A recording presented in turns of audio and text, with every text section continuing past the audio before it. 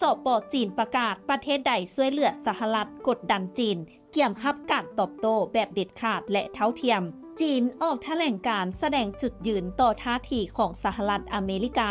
หากประเทศใดก็ตามที่ให้ความร่วมมือกับสหรัฐอเมริกาในการกดดันจีนหรือหลุดปริมาณการค้ากับจีน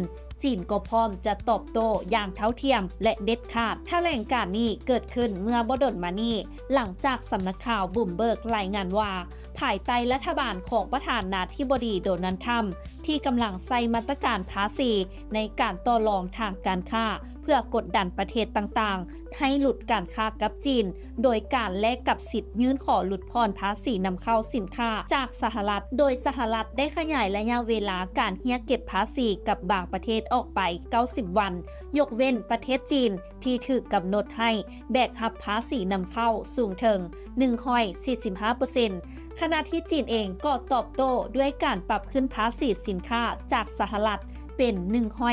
125%แต่ยังอยู่ภายใต้ขอบเขตที่จีนระบุว่ามีเหตุและผลที่เหมาะสมโฆษกกระทรวงพาณิชย์จีนกล่าวชัดเจนว่าจีนจะปกป้องผลประโยชน์ของตนอย่างเต็มที่พร้อมดำเนินการร่วมมือกับประเทศที่มีจุดยืนในการให้ความสำคัญกับความยุติธรรมและการพัฒนาที่ยืนยงพร้อมเดียวกันนั้นประธานาธิบดีสีจิ้นผิงที่ได้เดินทางเยี่ยมยาม3ชาติพันธมิตรในอาเซียนยังได้กล่าวย้ำถึงความสำคัญของความร่วมมือระดับภาคพื้นและเรียกร้องให้ทุกประเทศร่วมกันต่อต้านพฤติกรรมที่เป็นฝ่ายลุกฝ่ายเดียวพร้อมฝากข้อคิดชัดเจนว่าจะบ่มีภัยเป็นผู้ชนะในสงครามการค้าจากประเด็นดังกล่าวแสดงให้เห็นถึงความขัดแย้งทางเศรษฐกิจระหว่างสองชาติมหาอำนาจยังคงดำเนินต่อไป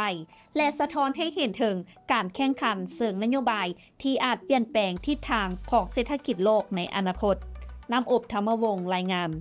และท้ายนี้ต้องขอขอบใจสำหรับการติดตามข่าวสารจากทางไทยกิจเมกาซีนและอย่าลืมไปกดไลค์กดแชร์กดติดตามกด Subscribe ทุกช่องทางออนไลน์ของพวกเขาเพื่อจะบ่พลาดข่าวสารดีๆจากทางไทยกิจเมกาซีน